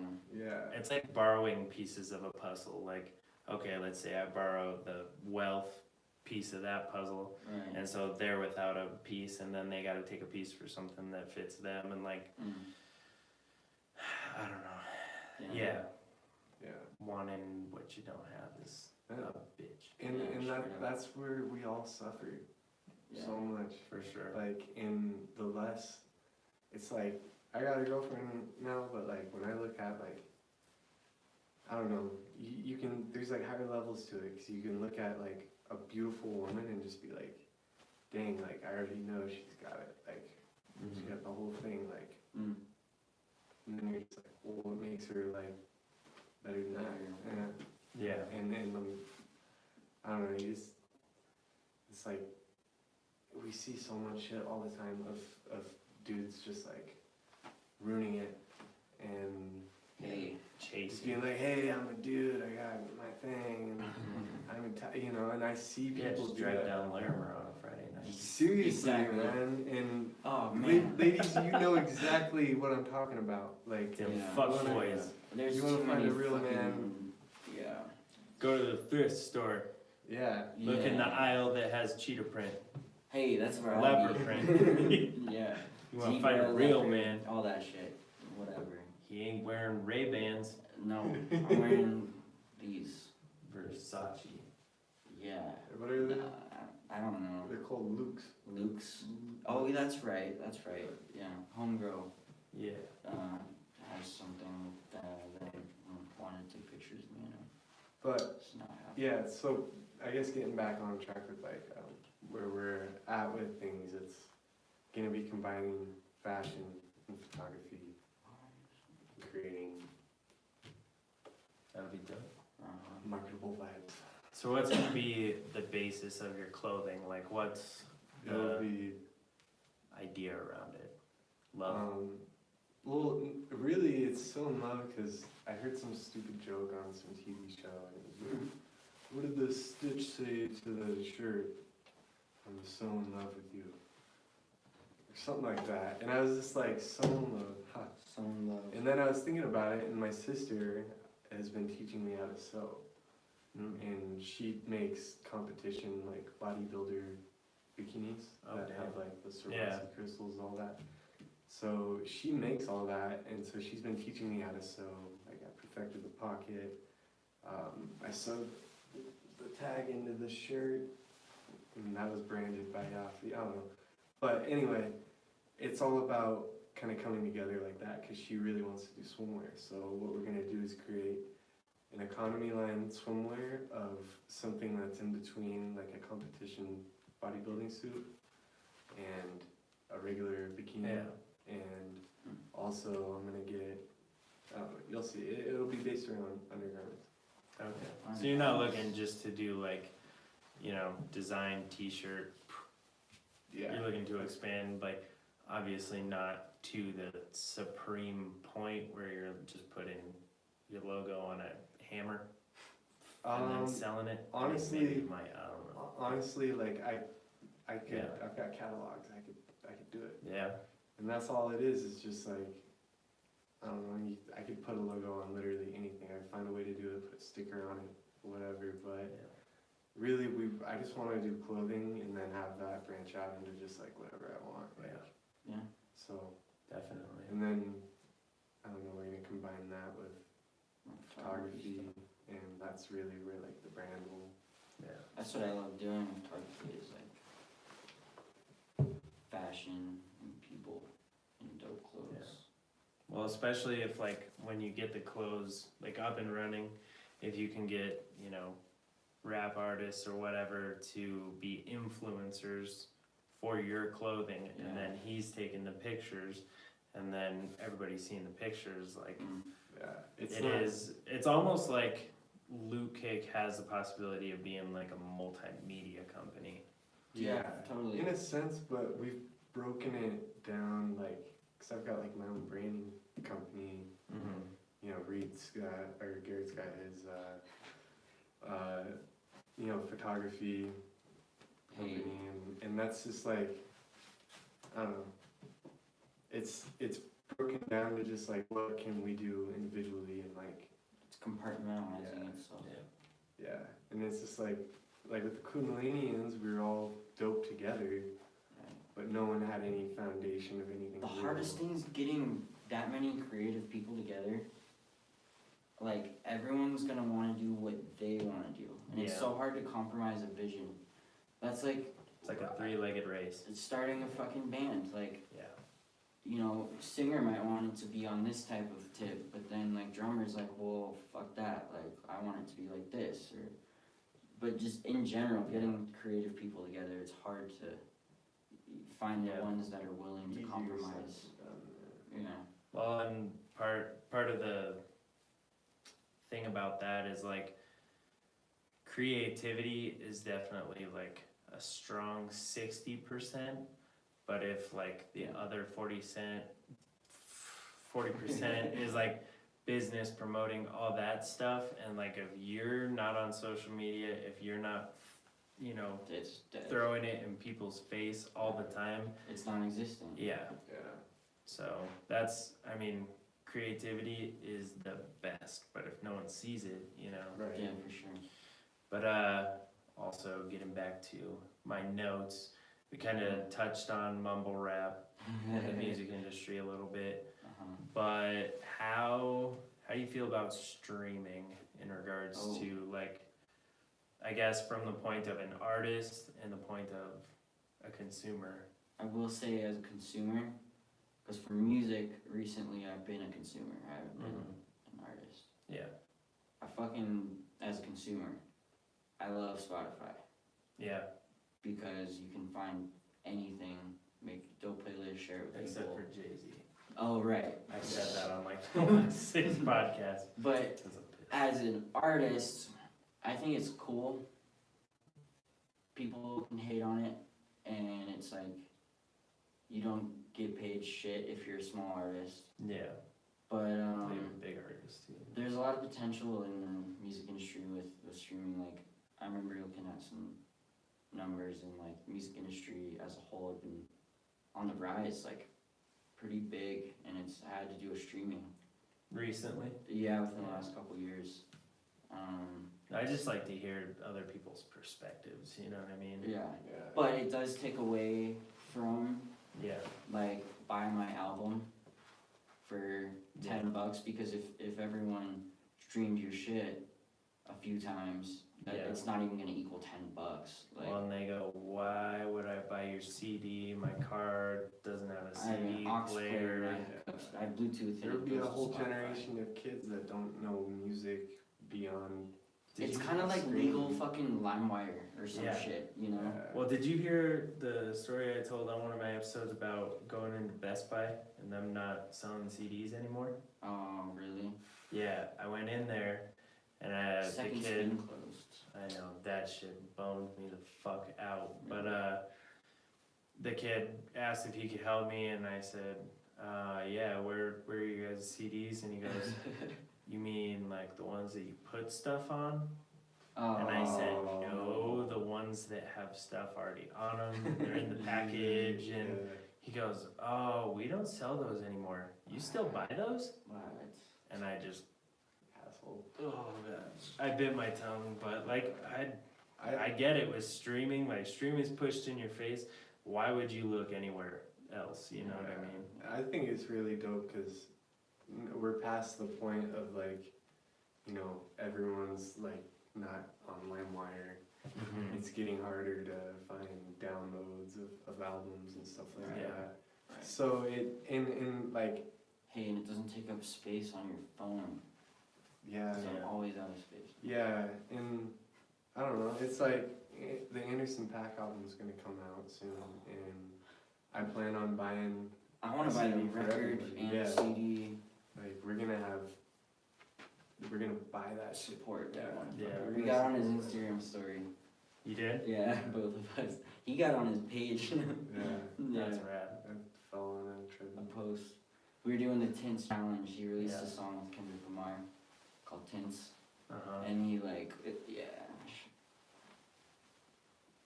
and he's a goofy dude, man. But Yeah. we like did the Tints challenge, and he all posted it and shit. It was cool. 'Cause he's like my favorite fucking artist. That's rad. Yeah.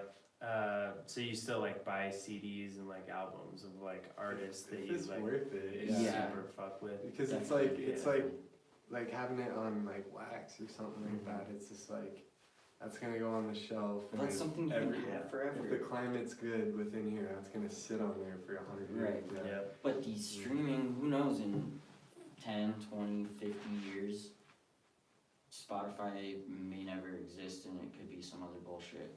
What if music got fucking censored like some weird Ray Bradbury book or something? But then you still have a record in the future, you still have that solid piece of music. Yeah. And the book and the lyrics and the thank yous and like Yeah.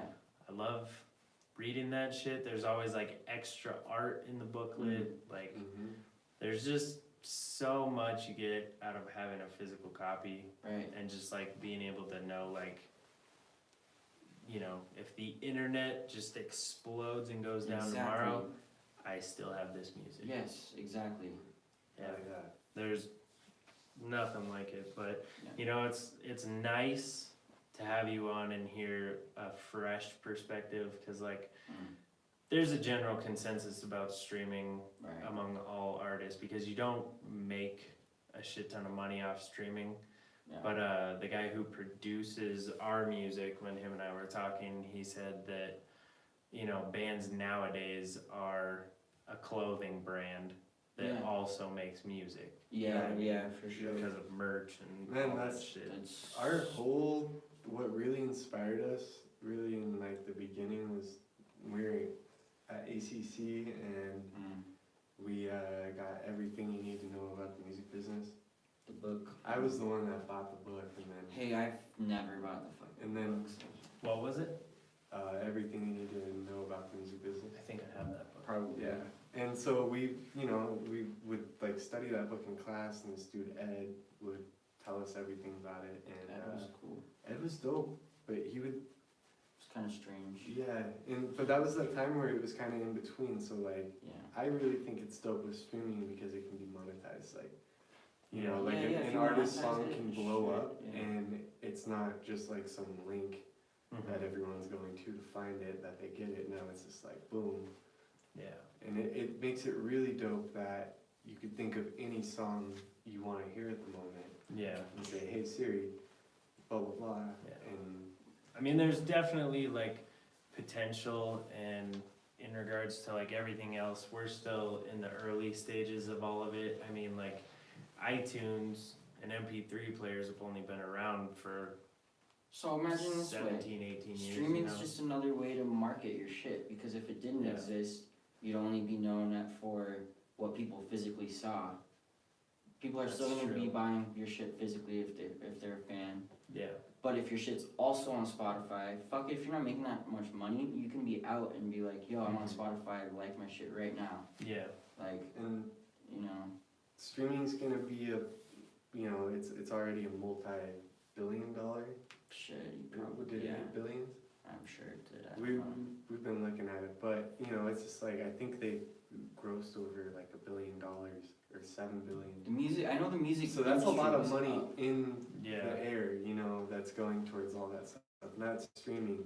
Meanwhile, with Bull Stats, streaming's up, and it's in the last 2 years more than it's ever been. Right. And then on top of that, vinyl sales are still Also, yeah, Yeah. being more popular every year. they're increasing. And Memorabilia.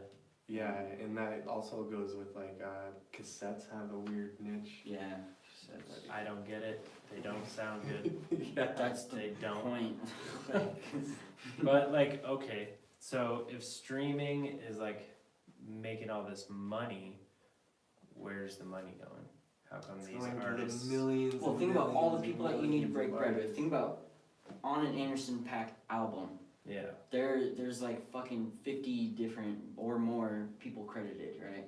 So you're breaking bread between a label, the people who work with him on that label, Mm-hmm. then like all of the co-songwriters, all the studio guitarists, drummers. Yeah. Like, of course you're only getting such a small fraction, and then you have to break bread with all that too. But I mean, like, what about bands though?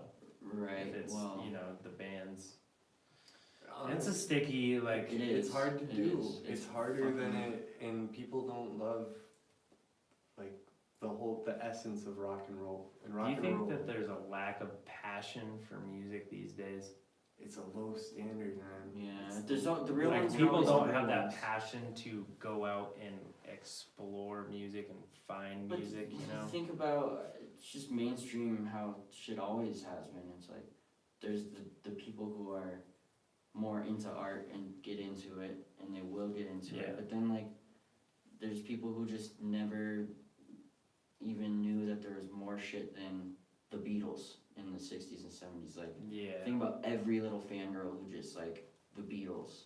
Beatles are amazing, but like there's other bands from that era that were fucking also amazing that people don't even know about. Yeah. Definitely. Like, yeah.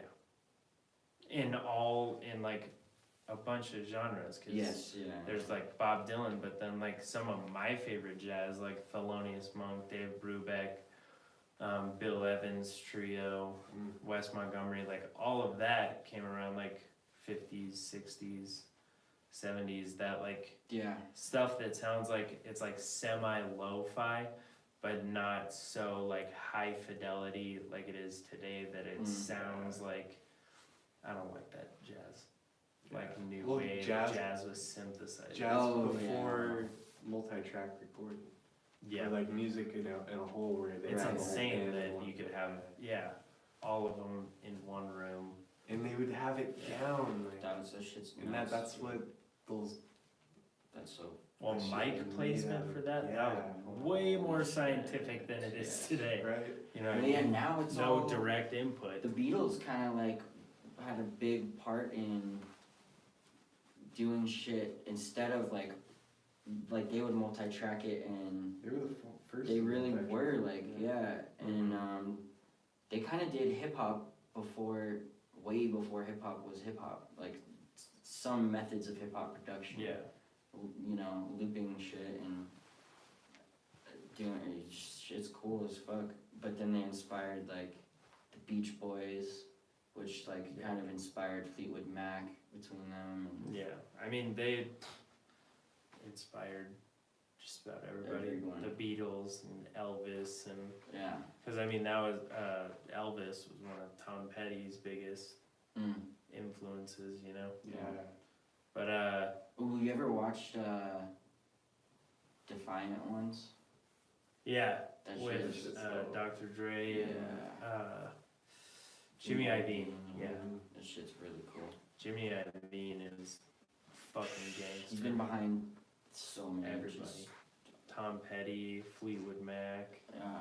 Dr. Dre, Yeah. Shady. Those people, man.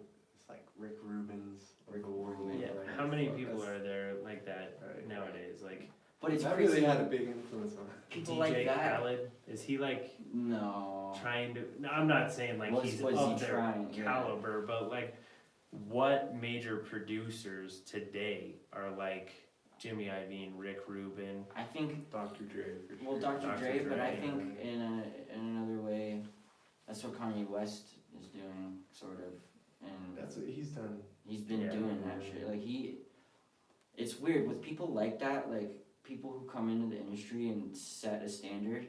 Mm-hmm. It's almost like once they set a dope standard, they can do whatever the fuck they want, and people are gonna follow it because they're the pioneers. And like Jimmy Iovine says that this is a great song, then it is. Yeah. Yeah, they just don't make them like they used to. They just. It does have a lot of influence. Anderson .Paak though I fuck with. He makes albums the way albums have been made. Like he's really dope. He cuts shit on tape and Yeah. I don't know. It's just he's That's really. Yeah. he records it to tape. I mean, I'm sure on a lot of stuff. Yeah. Tyler the Foo Creator. Fighters did that with their last album Yeah. as well. Tyler the Creator. He does that? He's just an amazing producer. Yeah. Yeah. Like, I haven't heard. I don't think I've ever heard anything he produced. man, he produces like all of it probably. Really? He's just Literally. he's a dope Yeah. just curator of just But he's a great musician, Yeah. and Yeah. I think he's a better musician than a rapper. Like, yeah. his I rapping. heard Goblin and just went. man, that shit had that Odd Future stick was nuts. That's when we That were, shit like, was wild. That whole era. throwing fucking driveway lamps through windshields. Oh man, that shit had us dumb. Like yeah, we were doing just doing crazy ruthless shit. shit. Future. That just time period of listening What to was shit it? like that. Kill people, burn shit, fuck school. Yeah. That was my shit. Man, yeah, we would get dumb. And now they're just like clothing at Zoomies.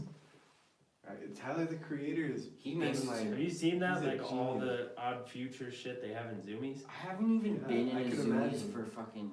But Tyler the Like they Creator- have their own rack, like the hundreds, like Uh-huh. fucking what's that one? Diamond. Like Oh yeah. they yeah. have their own little section that's all odd future shit. Right. Well, now Fucking it's nuts. golf wing or whatever. Go. Yeah.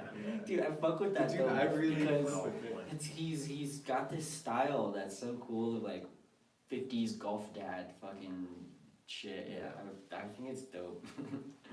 But he was, I think, And his music videos are always weird. Yeah, just the way he does his art, it's like a signature. Yeah, yeah, Like the work he's done with Cali. Cali Uchis. maybe I'm just not paying attention anymore. I don't know. It's Well, pretty good. there's a lot to fucking pay Yeah. attention to. So You got much. Bootsy Collins. Oh yeah, that video you need to Yeah. watch that. After the storm, Tyler Yeah. the Creator and Cali Bootsy Uchis. Collins. Cali Uchis is so fucking dope. So you Link it better to be me. careful, Yeah. man. So, what you're doing photography, you're doing clothing. Mm. What are you guys' plans for the future going forward? What is like, you know, the upcoming future look like for both of you? I'm really just trying to get this money, book a lot of shoots. I want to like in the near future have my own studio, photography studio, Okay. and bring artists in and create vibes in the studio, create sets and Mm-hmm. whatnot. Get involved with fashion, and it could all coincide. That's the thing where it's all leading to is one day I believe that all this photography and fashion and music is all gonna meet up one day and just all make sense. That like we took all these roads to Yeah. get to like this area. Round you out. Yeah, My dad will finally love me. but Straight. It'll all make sense. yeah, That's the hope, but it's also like so rewarding in the meantime when you have like memories of just like doing what you want. Yeah, And yeah. like we were talking about earlier, a lot of friends coming back from college and they're not gonna do what they want and they're gonna accept that. yeah. That's scary. But That scares but the also shit some right? but a lot they never had a thriving passion to No. go do something. So like Some people at just the don't. same time, maybe it's just never crossed their mind. Like some people don't have an interest. That's maybe their interest Yeah. is like their fucking degree, whatever they got a degree in their job and. At that point, they're just brainwashed from school. Yeah. Well, it's a That's- it's a yeah. blessing and a curse to have, Yeah, been able to, like the way I always thought about it is like you're walking with this crowd of people down a street and then like all of a sudden you just stop and watch the people walk in and like actually do like a 360 look all around, you know what I mean? Mm. It's a blessing and a curse to be able to step out of that box and look at everything as like a third party or whatever. Right. Like it's awesome because you can see things in a new way, but it also like I feel like that's why some artists are like real artists are depressed because they're analyzing the world and seeing it for like what it really is Yeah. as opposed to the people living in the matrix, The sheep. the sheeple. Yeah. So Some Love, we can expect that by March. Yeah, and Ish. the boutique I'm working at, it's my sister's boutique, and I've taken over it. Where's it at again? 1872 South Broadway, right next to Euro Crepes, and Yeah, it's heard. right next to Regal Vintage. But yeah, I'm gonna be turning that pretty much into a sweatshop. Yours what? Yeah, Yeah. I got my nephew. I got a bunch of nephews and nieces I can put to work. But just kidding. Shouts out Nike. But yeah, we're gonna do that, and then we also have a photo studio, and you're always welcome to come through and Fuck yeah. check it out. Yeah, we've got 9 foot up to a 12 foot. Yeah. Like backdrop? Yeah, so just Okay. get colors, get different colors of backdrop, and create some vibes. Yeah. If you like sounds basically what I want to do is I like a flat background. Yeah, you know what I yeah. mean? I mean, I'm so used to my shoots. I go outside, and Yeah. I go to like old vintage-looking buildings and shit, and That culture though. yeah. But then the studio shit's cool because it's a subject with no like hoopla around the fucking Yeah. picture. It's just like them Yeah. isolated, Shot. and it's like Exposed. that's when you can really feel It's raw. it's raw, yeah, because it's like it's down to them and their expression. You don't have a dope sign in the background distracting you. Yeah. And shit. Studio shit. I want to get more into that definitely in the future. That's what I'm working on right now. Hell yeah. So, to end the podcast, is there a song you guys want to have at the end of this? Can't be anything like, obviously it's not going to be anything mainstream, but like maybe a sample or something you guys put together, something we could put at the end that's not going to get us in trouble. Oh, copyrights. Yeah. And stuff. True. Well, let's think of one of our friends.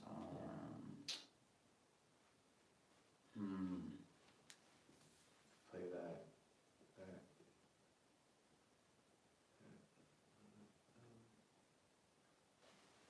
So many different options here. Holy cow. Maybe you should dig up the Ableton recordings of early Queen Khalifa. Oh shit! Wow. Do that or some petty crimes. Petty crimes. Remember that beat? Bum, Bum, bum, bum, bum, bum, bum, bum, bum. That, what's the word?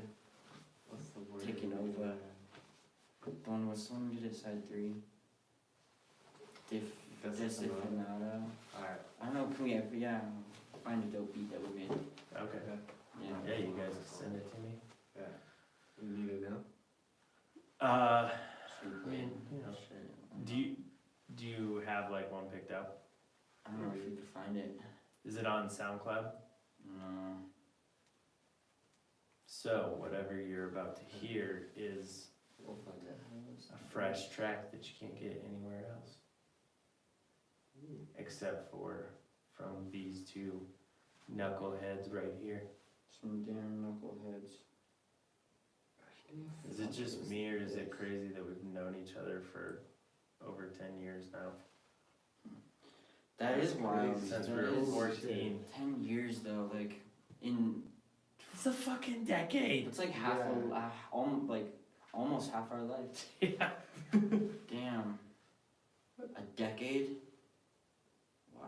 That's crazy, Okay, right? I got a question for you. Yes, sir. What are in the future for history? What are people gonna call the early 2000s? Are they gonna call it the zeros? See, I keep seeing it, and people are just calling it the 2000s. Fuck that though. I want to call it the zeros. The zeros. And then the 10s and the 20s. We're starting over. It's a new fucking Yeah. shit. Zero. But I mean, like, Yeah. I've, seen YouTube videos that are like the top music videos for the 2000s. And like, it sounds weird because it sounds like it would encompass all of the 2000s. That's what I'm saying. But yeah. it literally just refers to everything, Right. almost up until 2010. Oh, wait a minute. Raw sex. We could play that beat or This just in, we're getting in tune. Noir. Should I play it on the phone? Noir. It's pretty loud. Is there any way you can send it to me? Airdrop. Because if you can send it to me, then I will put it at the end of this recording, and then it'll play at the end of the podcast. Sneak peek. Oh. Wait. I already like it.